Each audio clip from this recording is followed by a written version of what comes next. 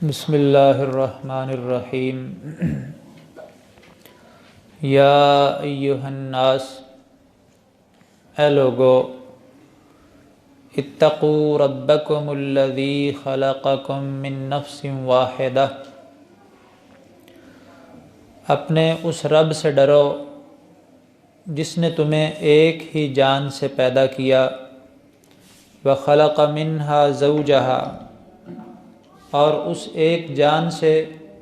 پھر اس کی بیوی پیدا کی، وبث منہما رجالا کثیرا ونساء، اور ان دونوں سے پھر بہت سارے مرد اور بہت ساری عورتیں پیدا کر دیں۔ واتقوا اللہ، اللہ سے ڈرو، الذی تساءلون بہ، جس کے ذریعے تم ایک دوسرے سے سوال کرتے ہو، جس کا واسطہ دے کے تم ایک دوسرے سے مانگتے ہو، والارحام، اور رشتہ داریوں کے معاملے میں اللہ سے ڈرو، ان اللہ کان علیکم رقیبا، بے شک اللہ تم پہ پورے نگران ہیں۔ سورہ النساء مدینہ میں نازل ہوئی، اور یہ بھی سورہ البقرہ اور آل عمران کی طرح ابتدا میں ہی نازل ہو چکی تھی۔ حضرت عائشہ رضی اللہ تعالیٰ عنہ، جن سے نبی صلی اللہ علیہ وسلم کا نکاح مکہ میں ہو گیا تھا، ہجرت سے پہلے نکاح ہو گیا تھا، لیکن رخصتی جو ہے وہ مدینہ جانے کے بعد ہوئی تھی۔ ہجرت کے دوسرے سال جا کے رخصتی ہوئی، تو حضرت عائشہ بیان کرتی ہیں کہ دوسرے یا تیسرے سال، وہ کہتی ہیں کہ میری رخصتی کے بعد یہ صورتیں نازل ہوئی تھیں، اس وقت میں نبی صلی اللہ علیہ وسلم کے گھر میں آ چکی تھی، یہ سارے مسائل میں نے خود ازبر کیے، یہ صورتیں اور یہ مسائل سیکھے نبی صلی اللہ علیہ وسلم سے۔ یہ صورت جو ہے النساء، اس میں عورتوں کے زیادہ مسائل ہیں، معاشرتی مسائل ہیں عورتوں کے حوالے سے خاص طور پہ،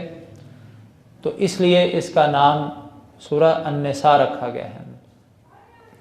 تو اس کا آغاز اللہ رب العزت نے یا ایہا الناس سے کیا ہے، اے انسانوں، اتقوا ربکم، اپنے رب سے ڈر جاؤ جس نے تمہیں ایک ہی جان سے پیدا کیا۔ وہ ایک جان کون سی ہے؟ آدم علیہ السلام۔ اور پھر اس ایک جان آدم علیہ السلام سے اس کی بیوی پیدا کی، حوا علیہ السلام۔ حضرت حوا علیہ السلام کے بارے میں احادیث میں ملتا ہے، سیدنا ابو ہریرہ رضی اللہ تعالی عنہ فرماتے ہیں، بیان کرتے ہیں کہ نبی صلی اللہ علیہ وسلم نے فرمایا کہ میری وصیت مان لو، میری یہ بات تسلیم کرو کہ عورتوں سے بلائی کرتے رہنا، کیونکہ آپ نے فرمایا عورت جو ہے وہ پسلی سے پیدا ہوئی ہے، اور پسلی کا اوپر کا حصہ جو ہے یہ ٹیڑھا ہوتا ہے، اوپر والا حصہ جہاں پہ آ کے پسلی اوپر کو جاتی ہے نا، زیادہ ٹیڑھا ہوتا ہے۔ تو آپ نے فرمایا عورت جو ہے یہ پسلی سے پیدا ہوئی ہے، اور پسلی کا اوپر والا حصہ زیادہ ٹیڑھا ہوتا ہے، اگر تم اس کو سیدھا کرنا چاہو تو ٹوٹ سکتا ہے، وہ سیدھا نہیں ہوگا۔ تو یہ مثال دے کے آپ نے سمجھا دیا کہ عورت جو ہے وہ پسلی سے پیدا ہوئی، اگر اسے سیدھا کرنے کی کوشش کرو گے تو ٹوٹ جائے گی، اور اگر یوں ہی چھوڑ دو تو ٹیڑھی ہی رہے گی۔ اور فرمایا لہذا میری وصیت مانو کہ ان سے اچھا سلوک کرتے رہو جیسی ہے۔ اس کو ایک حدیث میں آتا ہے فاستوصوا بالنساء، عورتوں کو اچھی بات کی وصیت کرتے رہا کرو، سمجھاتے رہا کرو، سمجھا بجھا کے ان سے گزارا کرو، یہ مفہوم ہے نبی صلی اللہ علیہ وسلم کے ان الفاظ کا۔ اور ایک حدیث میں آتا ہے کہ اگر آپ اس کو ٹیڑھا کرنے، اس کا ٹیڑھا پن جو اس کو سیدھا کرنے پہ تل گئے کہ میں نے اس کو سیدھا کر کے چھوڑنا ہے، تو آپ نے فرمایا کسرتا ہو، تو اس کو توڑ دے گا، یعنی اس کو توڑ دے گا ہڈی کو، مطلب تیرا رشتہ جو ہے یہ میاں بیوی کا یہ ٹوٹ جائے گا۔ یہ نہیں ہو سکتا کہ اس کی جو فطری کمزوریاں ہیں وہ دور ہو جائیں، وہ رہنی ہیں، ہاں ان کے ساتھ تجھے گزارا کرنا پڑے گا۔ اور قرآن کریم میں اللہ تعالیٰ فرماتے ہیں وَعَاشِرُوهُنَّ بِالْمَعْرُوفِ، عورتوں سے اچھے طریقے سے ان کے ساتھ زندگی گزارو۔ اور نبی صلی اللہ علیہ وسلم کہا کرتے تھے کہ تم میں سے سب سے بہتر وہ انسان ہے جو اپنے گھر والوں کے لیے بہتر ہے، خیرکم خیرکم لأہلہ۔ اور آپ کہا کرتے میری مثال دیکھو، میں اپنی بیویوں کے لیے کیسے بہتر انسان ہوں، میں سب سے بہتر ہوں بیویوں کے ساتھ سلوک کرنے میں، اور تمہیں بھی یہی کہتا ہوں کہ اپنے گھر والوں کے ساتھ اچھا سلوک کرنا۔ تو نبی صلی اللہ علیہ وسلم نے یہ تعلیم دی ہے اپنی امت کو، ہمیں یہ سمجھایا ہے، تو سمجھانا چاہیے عورتوں کو، ان کی اصلاح کرنی چاہیے، اصلاح کی پوری کوشش کرنی چاہیے، لیکن یہ عزم کر لینا کہ میں اس کو ٹھیک کر کے چھوڑوں گا، یہ نہیں ہو سکتا۔ ہمارے ایک وَاتَّقُوا اللَّهَ الَّذِي تَسَاءَلُونَ بِهِ وَالْأَرْحَامَ، اللہ سے بھی ڈرو اور رشتہ داریوں کے معاملے میں بھی اللہ سے ڈرتے رہو، رشتہ داریوں کا خیال رکھو، رشتہ داروں کے ساتھ اچھا سلوک کرو۔ یہ صلہ رحمی جو ہے اس کے بارے میں ہمارے دین میں ہمیں بڑی تاکید کی گئی ہے۔ رشتہ داروں سے اچھا سلوک کرنا یہ بڑی نیکی کا کام ہے، اور ان سے تعلق خراب کرنا، بگاڑ لینا، یہ اللہ کی ناراضگی کا باعث ہے، اور یہ کبیرہ گناہوں میں سے ہے۔ رشتہ داروں کے ساتھ بدسلوکی سے پیش آنا، نبی صلی اللہ علیہ وسلم سے اس حوالے سے جو ہمیں روایات ملتی ہیں ان میں سے ایک یہ ہے کہ آپ نے فرمایا جو شخص یہ چاہتا ہو کہ اس کے رزق میں اللہ فراخی کر دے، اس کا رزق بڑھا دے اور اس کی عمر میں برکت پیدا کر دے، جو یہ دو چیزیں پانا چاہتا ہو، رزق میں برکت اور عمر میں برکت، آپ نے فرمایا فَلْيَصِلْ رَحِمَهُ، وہ اپنے خونی رشتے جو ہیں ان کو ملا کے رکھے، جوڑ کے رکھے، ان کے ساتھ اچھا سلوک کرے۔ اور اسی طرح نبی مکرم صلی اللہ علیہ وسلم کا ایک فرمان ہے صحیح بخاری میں کہ جو شخص اپنے خونی رشتے جوڑتا نہیں، توڑتا ہے، لڑائی کرتا ہے، ایسا ماحول بناتا ہے کہ رشتے ٹوٹ جائیں، آپ نے فرمایا قطع رحمی کرنے والا جنت میں نہیں جائے گا، اس جرم کی سزا پائے بغیر وہ جنت میں نہیں جا سکتا، اس گناہ کی سزا اس کو ہر صورت ملے گی۔ اسی طرح نبی مکرم صلی اللہ علیہ وسلم نے فرمایا کہ بدلے کے طور پہ رشتہ ملانے والا، کہ دوسری طرف سے اچھا سلوک ہو رہا ہے وہ بھی اچھا کرتا ہے، اگر دوسری طرف سے برا سلوک کرے گا وہ اس سے برا پیش آئے گا۔ وہ کہتے ہیں کہ جس طرح ہمارے ہاں ہوتا ہے نا کہ میں کون سا اس سے کو لے کے کھاتا ہوں، اگر وہ ایسے کرے گا، وہ ہمارے گھر کو آتا ہے ہم اس کے گھر جائیں، یعنی بدلہ دیکھتے ہیں ہم، جیسا وہ چلے گا ویسے ہی ہم چلیں گے۔ عام طور پہ ہمارے ہاں ایسا ہی ہوتا ہے کہ جیسا وہ کرے گا میں بھی ویسا ہی کروں گا۔ تو آپ نے فرمایا بدلے کے طور پہ رشتہ ملانے والا نہیں، صلہ رحمی کرنے والا نہیں۔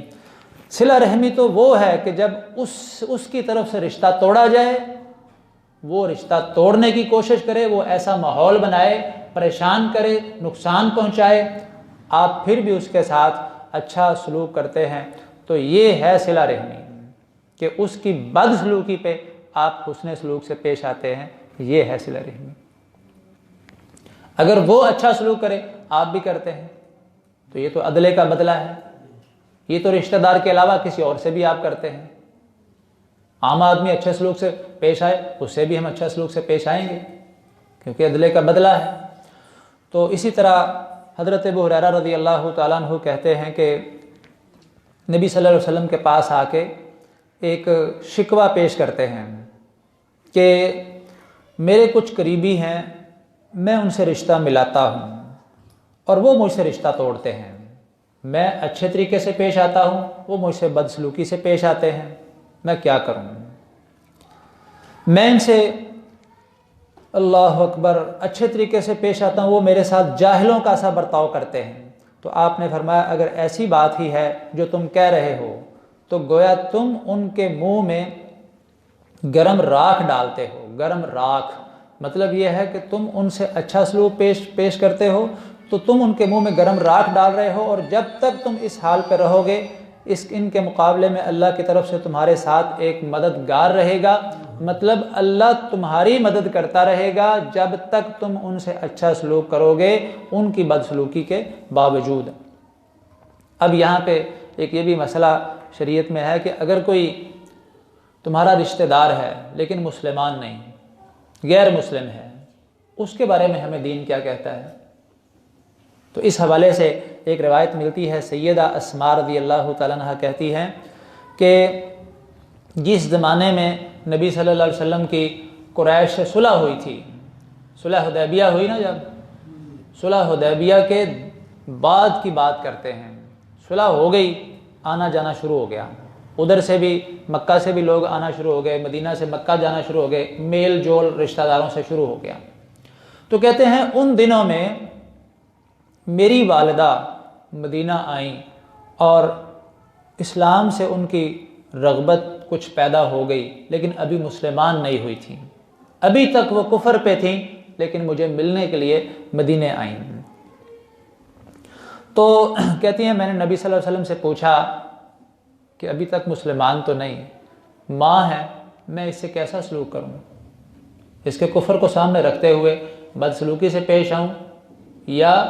ماں کی حیثیت سے اس سے اچھا سلوک کروں؟ تو آپ صلی اللہ علیہ وسلم نے فرمایا یہ تیری ماں ہے، اس سے اچھا سلوک کر، اس سے صلہ رحمی کر، اور یہی ہمارا دین جو ہے وہ ہمیں سمجھاتا ہے کہ غیر مسلم ہو چاہے رشتہ دار ہے تو جو مسلمان ہیں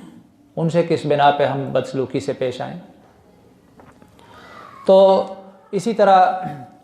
حضرت ابو ایوب فرماتے ہیں کہ ایک شخص نے آپ صلی اللہ علیہ وسلم سے پوچھا اللہ کے رسول مجھے ایسا عمل بتائیے جو مجھے جنت میں لے جائے، کچھ جنت میں لے جانے والا ایسا عمل بتاؤ۔ تو نبی صلی اللہ علیہ وسلم نے فرمایا اللہ کی عبادت کرو اور اس کے ساتھ کسی کو شریک نہ بناؤ، نماز قائم کرو، زکوٰۃ ادا کرو اور صلہ رحمی کرو۔ یعنی جنت میں لے جانے والے جو اعمال ہیں ان میں سے ایک صلہ رحمی بھی ہے۔ اور نبی صلی اللہ علیہ وسلم کا ایک فرمان جو ہمیں جھنجھوڑ دیتا ہے وہ یہ کہ جس کا مفہوم یہ ہے کہ سب سے زیادہ جلدی جس گناہ کی سزا ملتی ہے نا انسان کو، دنیا میں ہی جس کی سزائیں شروع ہو جاتی ہیں، ان میں سے ایک صلہ رحمی ختم کرنا، رشتہ داروں سے تعلق توڑنا، بدسلوکی سے پیش آنا، یہ ایک ایسا گناہ ہے کہ اللہ رب العزت اس کی سزا قیامت کے دن تو جو ہے دنیا میں ہی شروع کر دیتے ہیں کہ انسان کے اوپر بے برکتی چھا جاتی ہے اور مصیبتیں ہی مصیبتیں، پریشانیاں ہی پریشانیاں، اس کے معاملات جو ہیں وہ کبھی سدھرتے نہیں، بگڑتے ہی ہیں۔ یہ اللہ کی طرف سے سزا ہوتی ہے ایسے انسان کو جو قطع رحمی کرتا ہے۔ تو فرمایا ان اللہ کان علیکم رقیبا، بے شک اللہ تم پہ پورا نگران ہے، خیال کرنا۔ وآتوا الیتامی اموالہم ولا تتبدلوا الخبیث بالطیب، اور یتیموں کو ان کے مال دے دو اور ردی چیز جو ہے اس کے بدلے میں اچھی چیز نہ لینا۔ یہ آیت اس وقت نازل ہوئی جب غزوہ احد ہو چکا تھا، یہ صورت غزوہ احد کے بعد میں نازل ہوئی، اور آپ جانتے ہیں کہ غزوہ احد میں بے شمار صحابہ شہید ہوئے تھے، تو جو صحابہ شہادت پا گئے ان کے بچے یتیم ہو گئے، عورتیں بیوہ ہو گئیں۔ تو ایسے حالات میں مدینہ میں وہ یتیم ہونے والے بچے جو ہیں نا وہ صحابہ کی زیر کفالت آ گئے۔ کسی کو اس کے چچے نے اپنی سرپرستی میں لے لیا، کسی کو ایسا ہوا کہ کوئی اگر نہیں چچوں میں سے اتنی حیثیت والا تو کسی دوست نے کہا کہ میرا دوست تو شہید ہو گیا ہے، میں اس کے بچوں کو پال لیتا ہوں۔ تو بچوں کی، یتیم بچوں کی پرورش کا جو معاملہ پیش آیا تھا مسلمانوں میں، ان کے کچھ مسائل بتا دیے۔ فرمایا کہ وآتوا الیتامی اموالہم، ان یتیم بچوں کی جو وراثت میں ان کو مال ان کے پاس ہیں، جائیدادیں ہیں، باپ فوت ہو گیا، شہید ہو گیا ہے، جو جائیداد چھوڑ کے وہ گیا ہے وہ ان بچوں کی ہے، ابھی یہ چھوٹے ہیں۔ تو ایسا نہیں کرنا کہ جو ان کا اچھا مال ہے وہ خود رکھ لیں اور جو ردی اور نکمہ ہے وہ ان کے کھاتے میں ڈال دیں۔ ایسا بھی تو ہوتا ہے نا، 2 بھائی ہیں، ایک شہید ہو گیا ہے، وہ اپنے بھتیجوں کی کفالت کر رہا ہے جو پیچھے بچا ہے، تو اب دونوں کی زمین مشترکہ تھی۔ اس نے کیا کیا، بچوں کے بڑا ہونے سے پہلے جو اچھی زمین تھی وہ اپنے کھاتے میں ڈال لی۔ کچھ کھیت ہوتے ہیں جن میں فصل زیادہ ہوتی ہے، کچھ کھیت ایسے ہوتے ہیں جن میں فصل نہیں اچھی ہوتی۔ اسی طرح جانور ہیں، کٹھے ہی رکھے ہوئے تھے، بھائی دونوں کٹھے تھے، اچھے جانور اپنے کھاتے میں ڈال لیے، جو نکمے تھے وہ بھتیجوں کے کھاتے میں ڈال دیے۔ یعنی کوئی بھی صورت ایسی کہ جس میں اچھا مال یتیموں کا اپنے کھاتے میں ڈال دیا اور برا ان کے کھاتوں میں، گھٹیا ان کے کھاتوں میں، ایسا نہیں کرنا۔ وَلَا تَتَبَدَّلُوا الْخَبِيثَ بِالطَّيِّبِ، نکما اور گھٹیا جو ہے اس کے بدلے میں اچھا مال تبدیل نہیں کرنا۔ وَلَا تَأْكُلُوا أَمْوَالَهُمْ إِلَىٰ أَمْوَالِكُمْ، اور ان کے مال اپنے مالوں کے ساتھ ملا کے مت کھانا۔ فَانكِحُوا مَا إِنَّهُ كَانَ حُوبًا كَبِيرًا، بے شک یہ بہت بڑا گناہ ہے۔